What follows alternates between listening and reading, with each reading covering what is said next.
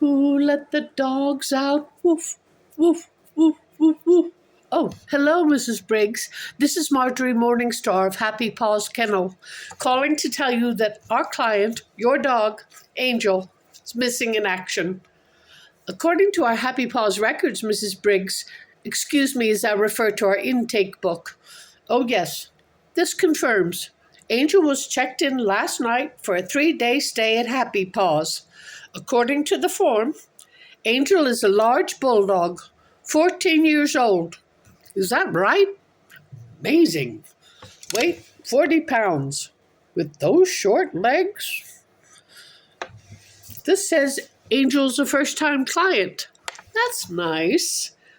She's had all her shots, vaccines, no kennel cough. You've checked the boxes for deaf and blind, but she still has her sense of smell, I presume. No loss of appetite from what I've seen. Very good. I see the box for Secret Service is unchecked. Perhaps you didn't see it. Well, everything else seems to be in order. As you know, Mrs. Briggs, Angel spent last night with us here at Happy Paws and settled right in. There's not a doubt in my mind that Angel would give a 5-star rating to Happy Paws if dogs were allowed to give ratings. Someday I hope to do something about that. I tell you, Mrs. Briggs, I could see it in Angel's smile. 5 stars! My staff and I agree that voluptuous Angel has many endearing qualities, which, if I may say, you deserve a great deal of credit for. However, I learned this morning that following instructions is evidently not one of those qualities. I wanted to call and tell you right away and let you know your business is valued by us. Whether you check the Secret Service box or not is a legal matter for a later date.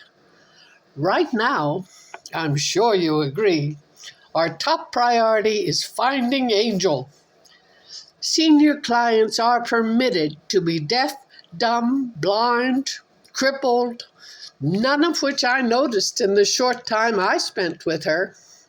She appeared to recognize her name and didn't fuss when I attached her body harness, which holds our small signboard advertisement for Happy Paws Kennel. She lay down when I attached her leash, and I pulled her outside for our Happy Paws morning walk, beginning with free prancing, free sniffing, free digging, free barking. But before any of that can happen, she tumbled right off our front steps into the Pachysandra. She looked as if she'd died and gone to heaven.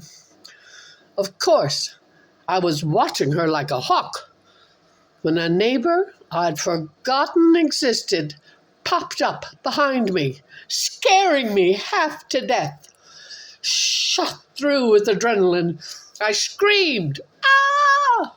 and dropped Angel's leash and began what can only be described as a deathbed confession, the slings and arrows of outrageous fortune, etc., etc., etc., for maybe 30 seconds. The whole time, I remained laser-focused on Angel, routing around in the Pachysandra. And just as I bent down to retrieve the leash, my excited neighbor stepped in the way, chatting like a magpie, totally ignoring my near-death experience, telling me while I'm trying to get Angel back under my control all about his amazing daughter who had the best life with a fantastic job and an unimaginable lifestyle, jet-setting all over the world with her successful, handsome husband and 3 children. thought my head would explode.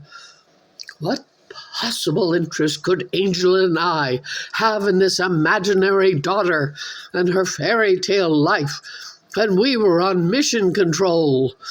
Time is money. I forced myself to be polite. I said, "That's nice," pushing him aside, only to discover, to my horror, that Angel was gone. She'd left the Pachysandra, evidently hot on the scent of an open trail. She'd smelled freedom. This was 15 minutes ago. At first, I was furious. I didn't blame myself. How could I? That's impossible. It was obviously the neighbor's fault. Isn't it ironic that of all the 5 senses Angel has lost, the one she retained was smell, and she was off like a bride's nightie?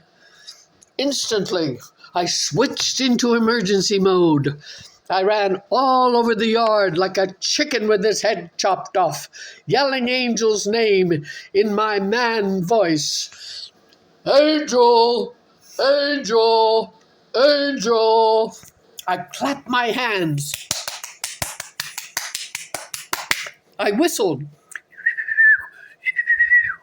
I yelled, "What a good dog! What a good dog! What a good dog!" and screamed, "Treat! Treat! Treat!" At the same time, I'm thanking the gods and heavens. The Angel is wearing the Happy Paws Kennel sandwich board I commissioned, because I have little doubt that as soon as anyone who can read reads that advertisement, they'll instantly pull her back to the Happy Paws Kennel. I've called the dog warden and left a message. I wanted to give you a quick heads up, Mrs. Briggs, but not to worry. I've done enough worrying for the 2 of us, believe you me.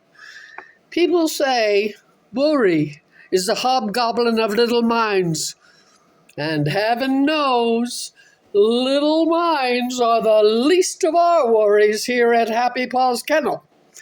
As we speak, my entire staff and long-term client, Sherlock, who happens to be a bloodhound, are on the hunt for Angel. Be assured that Angel will be welcomed with open arms when she returns. No scolding from me, not because she's deaf, but because, as you know, dogs only hear praise. There'd be no point in punishing her for her egregious act. No point in telling her about the gut-wrenching fear she incited in us as we're tearing our hair out, hoping we'd never have to be on this call, because Angel wouldn't understand a word of criticism. Finally, Mrs. Briggs, you have my word that I will be perched on the roof of Happy Paws Kennel like a hungry eagle, scanning for a mouse until her safe return.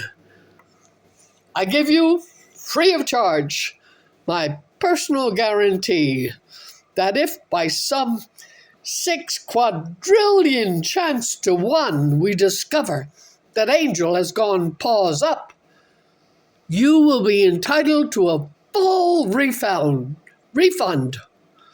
You can bank on it. Thank you for your kind consideration. I'll keep in touch. Who let the dogs out? Woo! Woo! Woo! Woo! Woo!